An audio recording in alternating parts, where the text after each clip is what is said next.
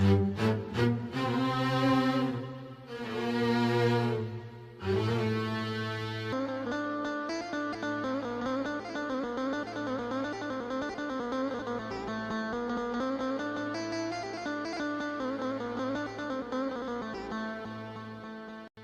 Nawas dan mimpi indah. Seorang pendeta dan seorang rahib berencana memperdayai Abu Nawas. Rencana pun disusun rapi dan mereka segera bertandang ke rumah Abu Nawas yang disambut baik oleh yang punya rumah. "Kami ingin mengajakmu melakukan pengembaraan suci, wahai Abu Nawas. Kami berharap engkau tidak keberatan dan dapat bergabung bersama kami," ujar si rahib sambil melirik pada kawan di sebelahnya. "Dengan senang hati aku akan ikut. Kapan rencananya?" tanya Abu Nawas. "Besok pagi," ujar si pendeta gembira. "Baiklah, kita bertemu di warung teh besok," ujar Abu Nawas. Demikianlah keesokan harinya Abu Nawas beserta dua orang yang mengajaknya ini berangkat bersama. Mereka berpakaian dengan cara yang khas. Abu Nawas dengan pakaian sufi, si pendeta dengan baju kebesarannya, dan si rahib dengan pakaian keagamaannya. Di tengah perjalanan mereka bertiga mulai merasa lapar. "Hai Abu Nawas, karena kita sudah lapar dan kebetulan kita tidak membawa bekal, ada baiknya engkau mengumpulkan derma untuk membeli makanan bagi kita bertiga. Kami berdua akan melakukan kebaktian," ujar si pendeta. Tanpa berpikir panjang, Abu Nawas langsung beranjak pergi mencari dan mengumpulkan derma dari satu dusun ke dusun yang lain. Setelah dirasa derma yang diterima mencukupi, Abu Nawas langsung membeli makanan yang cukup untuk mereka bertiga. Abu Nawas pun kembali kepada dua temannya yang tengah melakukan kebaktian. "Mari kita bagi makanan ini sekarang juga," ujar Abu Nawas yang memang sudah sangat lapar. Jangan dibuka sekarang, karena kami sedang berpuasa," ujar sang rahib. "Tapi aku hanya akan mengambil bagianku saja. Sedang bagian kalian terserah kalian," ujar Abu Nawas. "Aku tidak setuju. Kita harus seiring seirama dalam berbuat apapun," ujar si pendeta. "Betul, aku juga tidak setuju. Karena waktu makanku besok pagi," ujar si rahib yang ahli yoga menimpali. Tentu saja Abu Nawas sangat gusar mendengar pernyataan kedua orang itu. Perutnya yang keroncongan memaksanya kembali memprotes. "Bukankah aku yang kalian suruh mencari derma dan sudah kukumpulkan derma itu dan sekarang telah kubelikan makanan? Mengapa kalian tidak mengizinkan aku mengambil bagianku sendiri? Sungguh tidak masuk akal," ujar Abu Nawas memprotes. Namun dua orang itu tetap teguh pada pendiriannya. Sekalipun Abu Nawas dengan segala macam cara menjelaskan, tetap saja si rahib dan pendeta bergeming. Hal ini membuat Abu Nawas dongkol bukan main. Tapi karena dirasa tidak ada gunanya menentang dua orang yang sudah bersekongkol itu, Abu Nawas pun memilih diam. "Bagaimana kalau kita buat perjanjian?" ujar sang pendeta tiba-tiba. "Perjanjian apa?" tanya Abu Nawas. "Kita adakan lomba. Siapa yang nanti malam bermimpi paling indah, maka dia berhak atas bagian makanan yang lebih banyak. Sedang yang kedua mendapat bagian lebih sedikit. Sedang yang mimpinya tidak indah mendapat bagian makanan yang paling sedikit," ujar pendeta dengan cerdiknya. Karena sudah dongkol dan kesal, Abu Nawas menyetujui saja perjanjian itu. Begitu pagi sudah tiba mereka bertiga. Sudah bangun, dengan sangat antusias si rahib lalu menceritakan mimpinya. "Luar biasa, semalam aku bermimpi indah sekali. Aku memasuki sebuah taman yang mirip sekali dengan nirwana. Aku merasakan suatu kenikmatan dan keindahan yang belum pernah kurasakan seumur hidupku," ujar rahib dengan gembiranya. "Mimpimu sangat menakjubkan saudara rahib." "Sangat menakjubkan," ujar si pendeta dengan agak berlebihan. Mimpiku pun tak kalah indahnya, ujar pendeta. Aku seolah-olah menembus ruang dan waktu.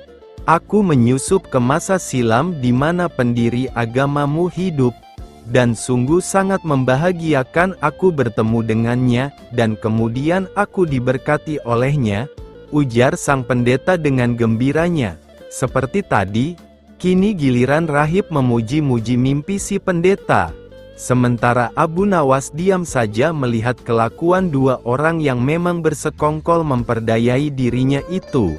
Hai Abu Nawas, kenapa kau diam saja? Apa mimpimu semalam? Apakah seindah mimpi kami? Ujar si rahib dan pendeta hampir bersamaan. Abu Nawas yang sudah tahu dirinya tengah dikerjai, hanya berujar pelan. Kawan-kawanku sepengembaraan, kalian tentu mengenal Nabi Daud, Beliau adalah nabi yang ahli berpuasa. Tadi malam aku bermimpi bertemu dan berbincang-bincang dengannya. Beliau menanyakan apakah aku berpuasa atau tidak.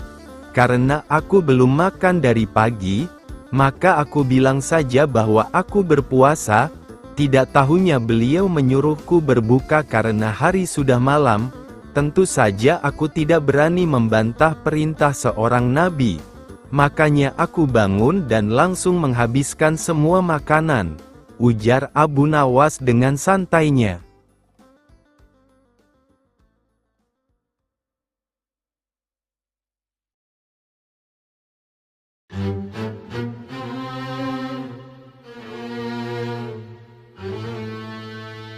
Memindahkan istana raja. Baginda Raja baru saja membaca kitab tentang kehebatan Raja Sulaiman yang mampu memerintahkan para jin untuk memindahkan singgasana Ratu Bilqis di dekat istananya. Baginda tiba-tiba merasa tertarik. Hatinya mulai tergelitik untuk melakukan hal yang sama. Mendadak beliau ingin istananya dipindahkan ke atas gunung agar bisa lebih leluasa menikmati pemandangan di sekitar. Dan bukankah hal itu tidak mustahil bisa dilakukan karena ada Abu Nawas yang amat cerdik di negerinya. Tanpa membuang waktu, Abu Nawas segera dipanggil untuk menghadap Baginda Raja Harun al-Rasyid. Setelah Abu Nawas dihadapkan, Raja pun berkata kepada Abu Nawas, "Abu Nawas, engkau harus memindahkan istanaku ke atas gunung agar aku lebih leluasa melihat negeriku," kata Baginda sambil melirik reaksi Abu Nawas. Abu Nawas tidak langsung menjawab, ia berpikir sejenak hingga keningnya berkerut. Tidak mungkin menolak perintah Baginda kecuali kalau memang ingin dihukum. Akhirnya Abu Nawas terpaksa menyanggupi proyek raksasa itu. Ada satu lagi permintaan dari Baginda, yakni pekerjaan itu harus diselesaikan hanya dalam waktu sebulan. Abu Nawas pun pulang dengan hati yang bingung. Setiap malam ia hanya berteman dengan rembulan dan bintang-bintang. Hari-hari dilewatinya dengan kegundahan. Tak ada hari yang lebih berat dalam hidup Abu Nawas kecuali hari-hari itu. Tetapi pada hari ke-9 ia tidak lagi merasa gundah gulana. Keesokan harinya Abu Nawas menuju istana, menghadap Baginda untuk membahas pemindahan istana. Dengan senang hati Baginda Raja pun mendengarkan apa yang ingin dikatakan Abu Nawas. "Ampun tuanku, hamba datang ke sini hanya untuk mengajukan usul untuk memperlancar pekerjaan hamba nanti," kata Abu Nawas. "Apa usul itu?" tanya Baginda. "Hamba akan memindahkan istana Paduka yang mulia tepat pada hari raya Idul Kurban yang kebetulan hanya kurang 20 hari lagi," kata. "Hamba akan memindahkan istana Paduka yang mulia tepat pada hari raya Idul Kurban yang kebetulan hanya kurang 20 hari lagi," kata Abu Nawas. "Kalau hanya itu usulmu, "Baiklah," kata Baginda. "Satu lagi Baginda," Abu Nawas menambahkan. "Apa lagi?" tanya Baginda. "Hamba mohon Baginda menyembelih 10 ekor sapi yang gemuk untuk dibagikan langsung kepada para fakir miskin," kata Abu Nawas. "Usulmu kuterima," jawab Baginda menyetujui.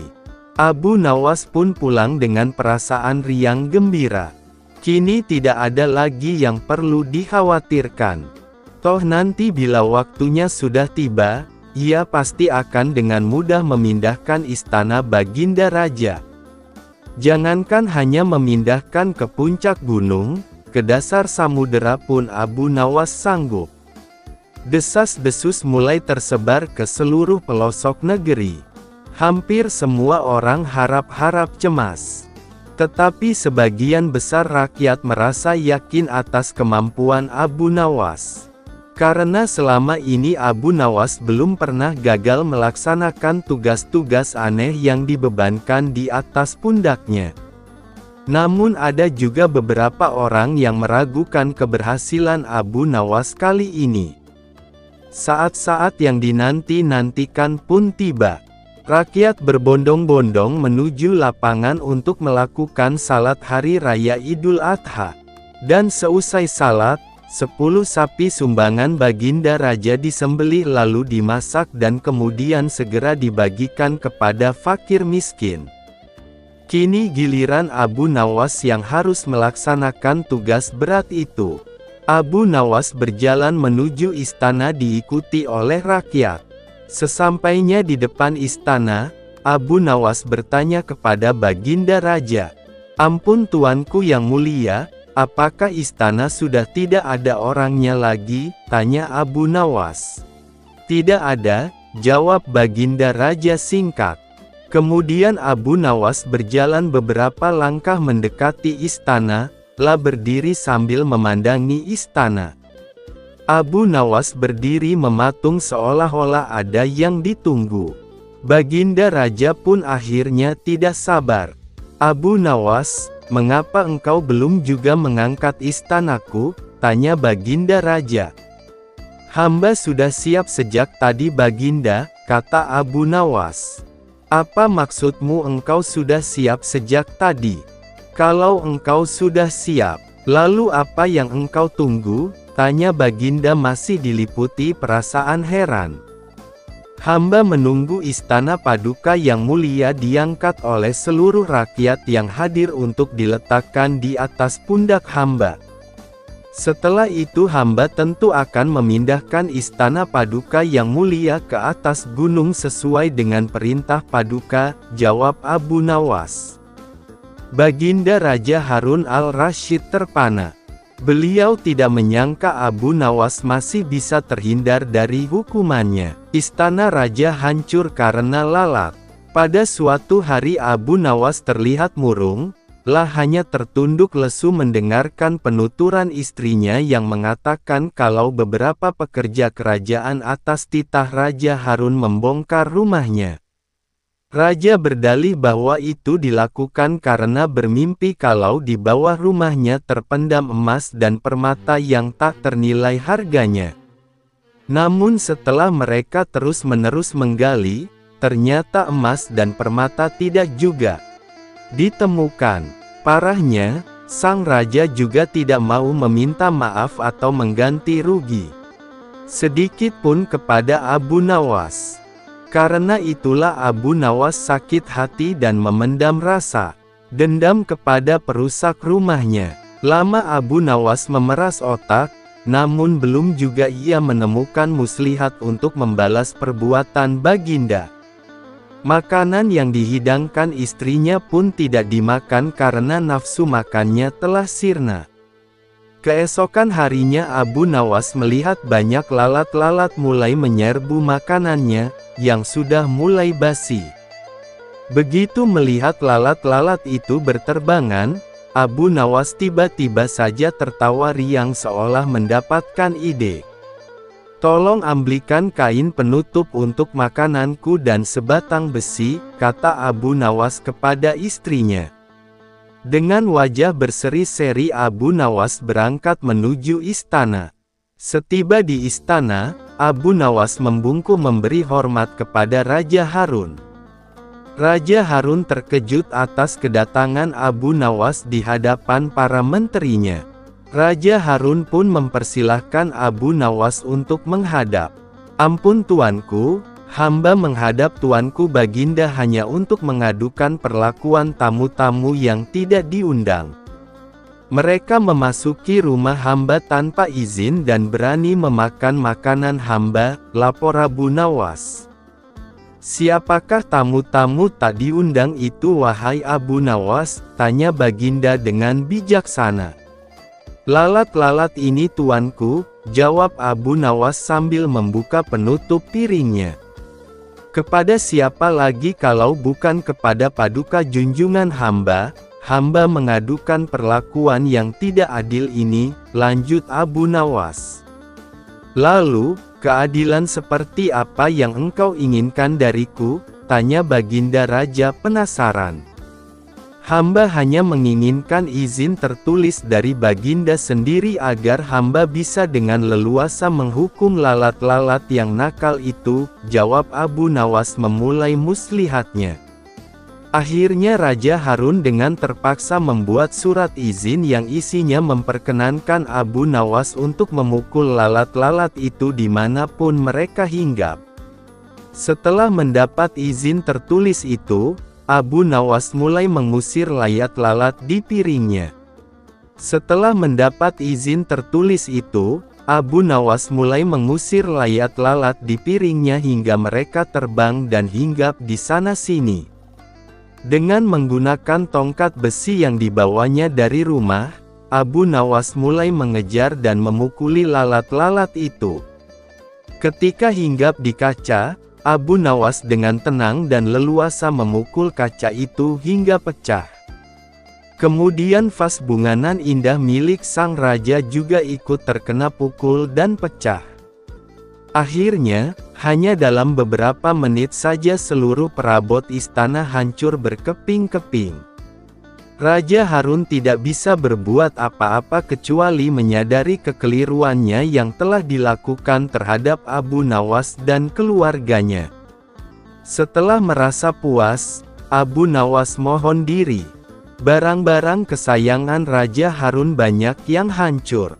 Bukan cuma itu saja, Raja juga menanggung rasa malu. Kini dia sadar betapa kelirunya telah berbuat semena-mena kepada Abu Nawas.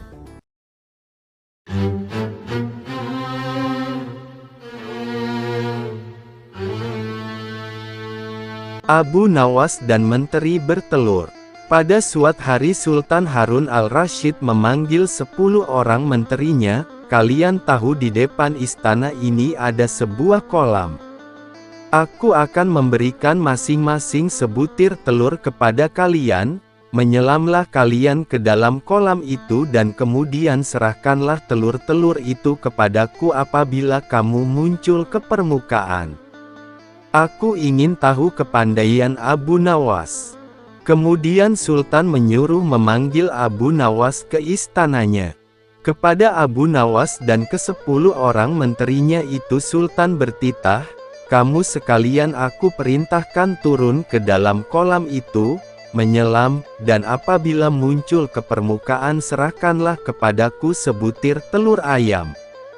Barang siapa tidak menyerahkan telur, niscaya mendapat hukuman dariku." "Mencari telur di dalam air," pikir Abu Nawas, sambil memandang kepada menteri-menteri itu. Mereka tampak takzim dan siap melaksanakan perintah. "Adakah ayam betina di dalam kolam itu?" Hari pun malamlah, keesokan harinya, pagi-pagi benar, menteri-menteri itu menyelam ke dalam kolam, dan ketika muncul dari dalam kolam, masing-masing membawa sebutir telur dan menyerahkan kepada Sultan. Abu Nawas tidak kunjung muncul di permukaan kolam, ia berenang ke sana kemari mencari telur. Dikoreknya dinding kolam, namun tak juga ditemukannya. Setelah capek mengitari dasar kolam, terpikir dalam benaknya bahwa ia dianiaya oleh sultan. Maka ia pun berdoa kepada Tuhan mohon keselamatan. Keluarlah ia dari kolam dan naik ke darat. Di depan sultan ia berkokok-kokok dan berjalan laksana seekor ayam jantan. "Hai, Abu Nawas, mana janjimu?"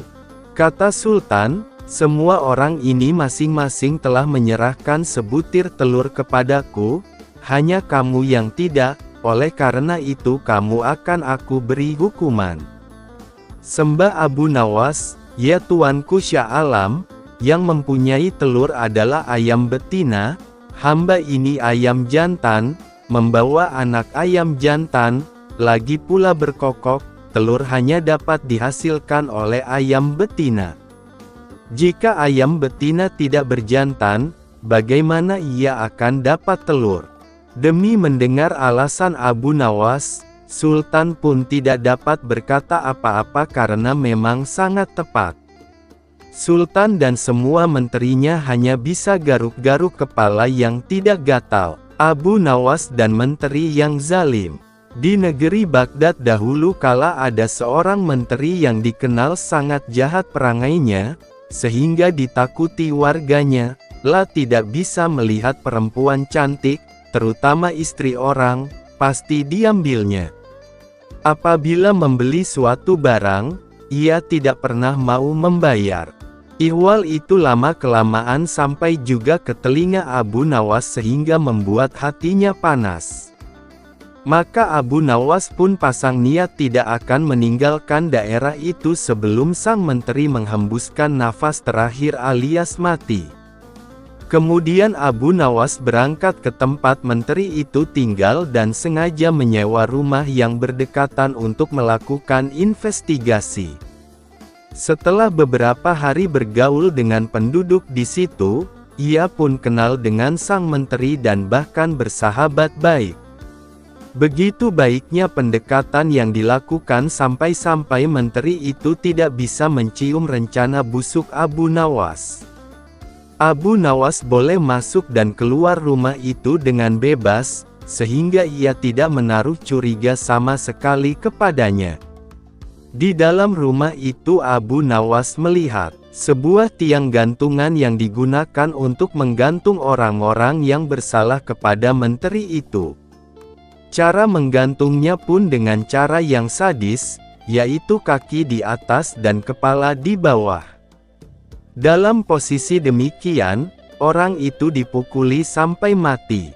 Dengan demikian memang betul berita-berita yang aku dengar tentang menteri ini, pikir Abu Nawas. Nantikanlah, aku pasti akan membalas. Hai orang muda, kata Abu Nawas, kepada seorang pemuda tampan yang sedang menggiring seekor lembu gemuk. Apakah lembu itu akan dijual? Pertemuan itu terjadi ketika Abu Nawas berjalan-jalan di sebuah sudut desa itu. Lembu ini tidak dijual, jawab si pemuda, karena ini warisan bapak hamba. Lebih baik lembu itu dijual saja, Abu Nawas mencoba merayu. Kalau laku dengan harga tinggi, kamu bisa berdagang sehingga uang itu menjadi banyak. Betul juga kata tuan, jawab si pemuda setelah berpikir sejenak. Namun untuk menjualnya hamba harus berkonsultasi dengan ibu di rumah, kalau ibu setuju boleh tuan membelinya. Itu akan lebih baik, ujar Abu Nawas. Sementara anak muda itu pulang, Abu Nawas memeras otak, ia akan berusaha memanfaatkan ketampanan wajah anak muda itu untuk melaksanakan rencananya. Hai menteriku, tunggulah bagianmu kelak, kata Abu Nawas dalam hati dengan perasaan geram. Ibu setuju menjual lembu ini, kata pemuda itu kepada Abu Nawas, setelah keduanya bertemu lagi. Bagus, kata Abu Nawas, tetapi sebenarnya bukan aku yang akan membeli lembumu, melainkan menteri yang zalim itu. Oleh karena itu berikan harga yang pasti, sesudah itu kita membuat perjanjian dan kamu yang akan melaksanakannya. Setuju, tanya Abu Nawas. Setuju, jawab si pemuda. Giringlah lembumu itu ke kebun, dan tunggulah aku di sana, kata Abu Nawas. Aku akan ke rumah menteri itu dan setelah itu aku menemuimu. Hai menteri, ada seorang pemuda yang akan menjual seekor lembu gemuk, kata Abu Nawas. Jika Anda tertarik, silahkan Anda beli dengan harga yang pantas, tidak mahal, mari kita ke kebun itu. Berapa harganya? Tanya si menteri begitu sampai di kebun, lah sangat tertarik dan ingin segera membelinya. 50 dinar, jawab si pemuda. Boleh ditawar?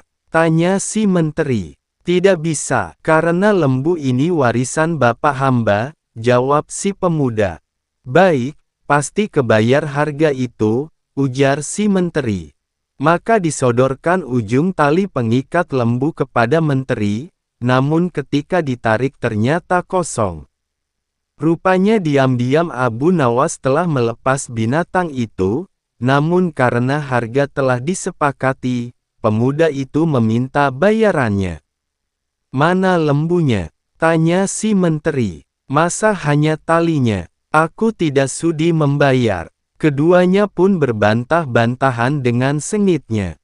Aku minta bayarannya, kata si pemuda. Kalau tidak mau bayar, kembalikan lembuku.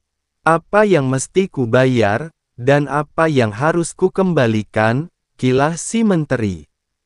Cuma tali yang kau berikan kepadaku, nih, ambillah, aku tidak butuh tali. Kerjamu memang cuma menipu dan menganiaya orang. Kata si pemuda lagi, kamu memang zalim, mau makan darah orang kecil. Si menteri tidak menggubris lagi perkataan itu, ia berjalan pulang ke rumahnya.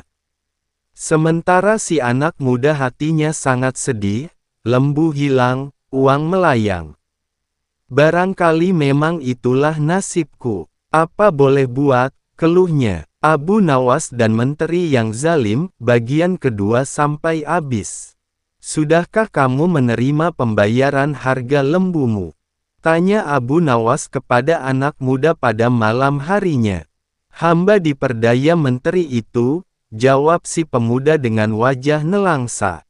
Lembu hilang, uang melayang. Coba ceritakan, kata Abu Nawas.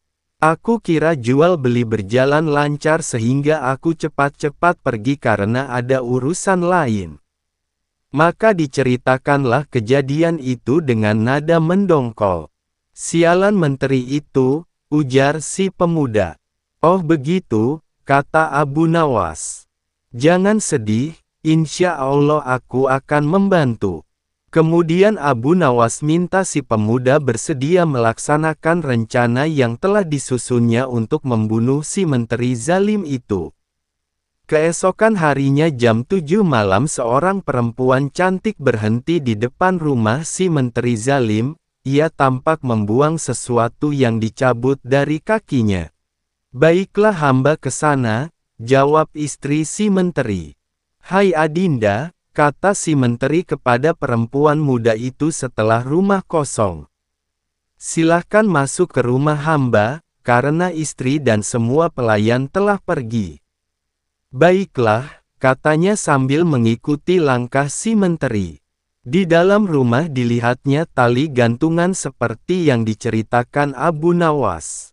Menteri itu mendorong si perempuan muda ke kamar dan mengajak tidur, namun ia mencoba menolak sambil merajuk. Sebelum kita tidur, cobalah Kakanda bergantung sebentar pada tali itu, rayunya. Seumur hidup hamba belum pernah melihat orang bergantung di tali. Karena terdorong oleh nafsu syahwat yang menggelora, permintaan itu dituruti si menteri. Tolong Baginda pegang tali gantungan ini kuat-kuat, jangan dilepaskan, katanya. Menteri itu kemudian memasukkan badannya ke dalam tali gantungan, Setelah itu si perempuan gadungan melepaskan tali yang dipegangnya sehingga badan si menteri menggantung dengan posisi kaki di atas dan kepala di bawah. Si perempuan pun mengeluarkan sebuah pentungan lalu memukul badan dan kepala si menteri zalim itu sambil berujar, "Hai menteri zalim, aku bukan perempuan, lembu yang kau tipu, sekarang terimalah pembalasanku. Aku minta harga lembuku, ayo bayar, bayar." Bak-bik-buk, darah segar mengalir dari mulut, hidung dan telinga menteri itu, sehingga ia tidak sadarkan diri. "Mampuslah kau," teriak si pemuda.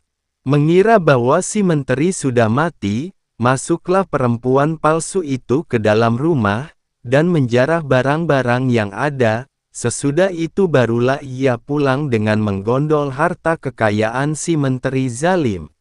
Di tempat lain si istri menteri mendapat firasat buruk, hatinya berdebar-debar keras. "Ada apa gerangan di rumahku?" pikirnya dalam hati, maka dengan bergegas pulanglah ia ke rumah.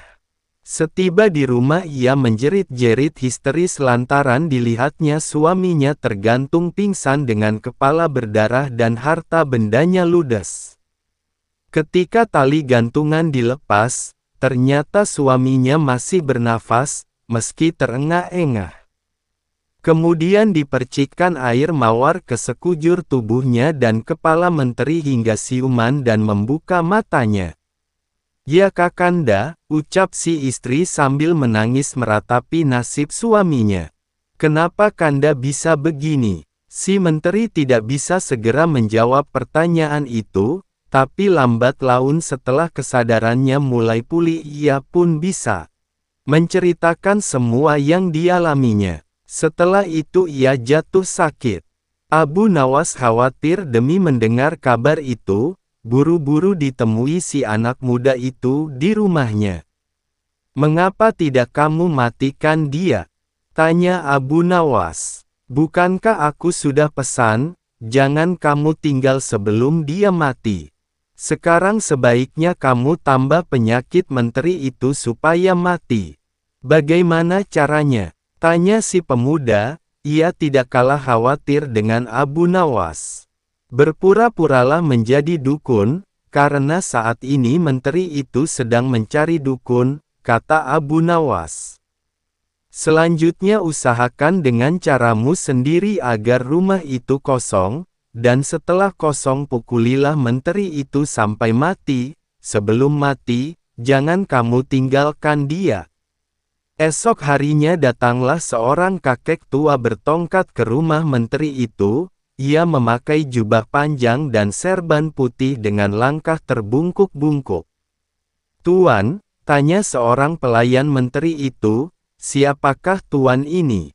"Aku ini dukun," jawabnya. "Kenapa kamu menyapa aku di tengah jalan seperti ini? Tidak sopan berbuat seperti itu kepada orang tua." "Maaf," kata si pelayan, "hamba pelayan menteri. Beliau saat ini sedang sakit dan perlu dukun. Jika tuan suka, silahkan masuk ke rumahnya."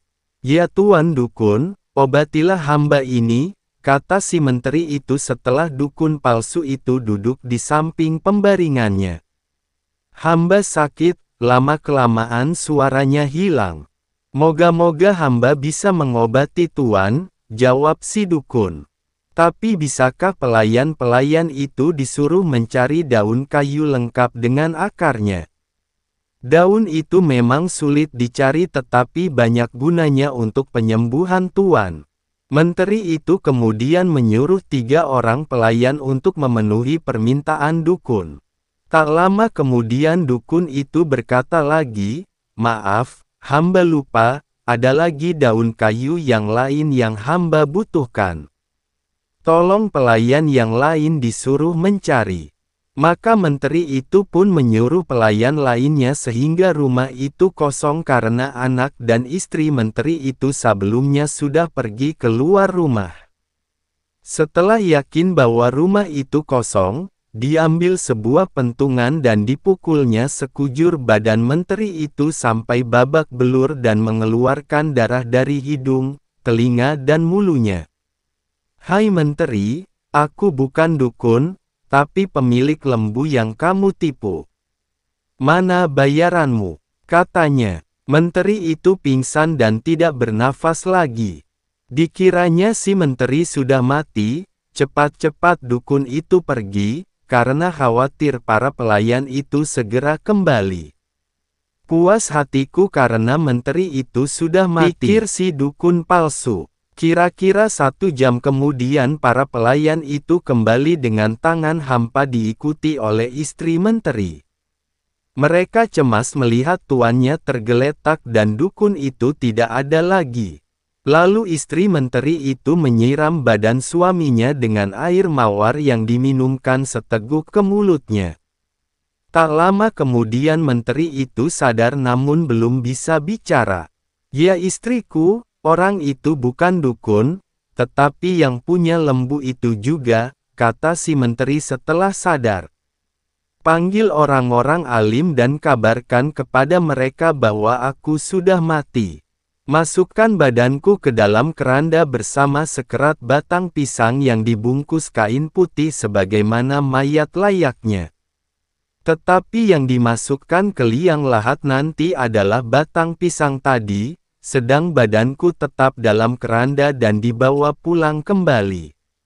Dengan demikian orang yang punya lembu itu tidak akan datang lagi kemari. Kapan-kapan bila aku sembuh akan kucari orang itu untuk membuat perhitungan terakhir." Semua pesan itu dikerjakan oleh istri menteri itu dengan baik. Tetap dasar Abu Nawas, ia berhasil mencium akal busuk itu. Maka ditemuinya si pemilik lembu. "Kenapa tidak kamu pukul sampai mati menteri itu?" bertanya Abu Nawas. "Orang itu sudah mati," kata si pemuda, "lah tidak bergerak dan tidak bernafas lagi, karena darah keluar dari hidung dan telinganya. Saat ini menteri itu masih hidup tapi pura-pura mati," kata Abu Nawas. Lalu diceritakannya rencana menteri tadi dan rencananya sendiri agar menteri itu benar-benar mati, sebab jika ia masih hidup juga aku tidak dapat menjamin nasibmu kelak. "Hai saudara, maukah Anda aku bayar untuk menaiki kuda yang cepat larinya?" kata Abu Nawas kepada seorang joki yang berbadan tinggi tegap. "Dekatilah kuburan menteri itu.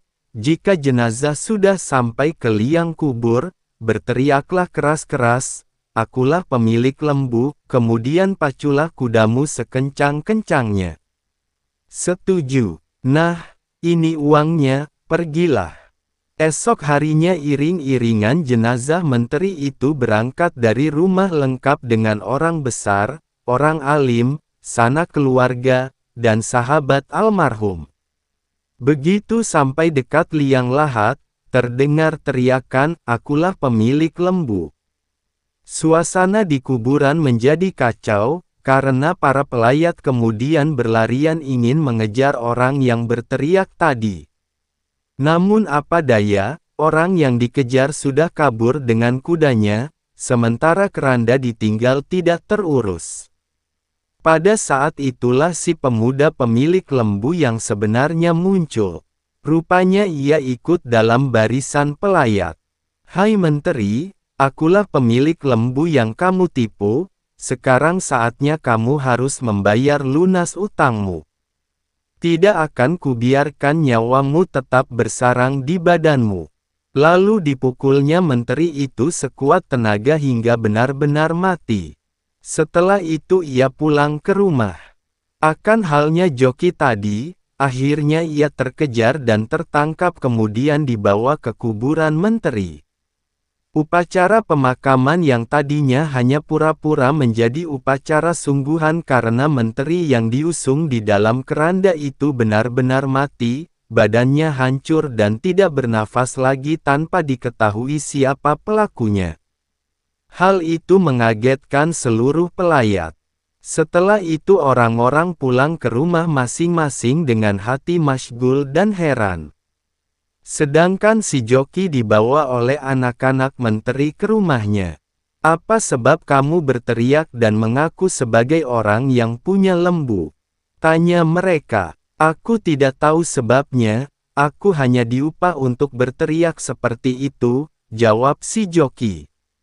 "Siapa yang mengupah kamu?" tanya anak-anak menteri. "Abu Nawas," jawab si joki. "Hai Abu Nawas," kata anak menteri setelah menemukan Abu Nawas, "kenapa kamu mengupah untuk berteriak seperti itu dan menganiaya bapakku?" "Menganiaya bapakmu?" Abu Nawas balik bertanya. "Bertanyalah yang benar. Engkau suruh orang itu berteriak mengaku sebagai orang yang punya lembu, maka kami kejar dia, karena yang menyebabkan bapakku sakit tiada lain adalah orang yang punya lembu, bukan dari Allah." "Oh begitu," kata Abu Nawas sambil senyum kecil.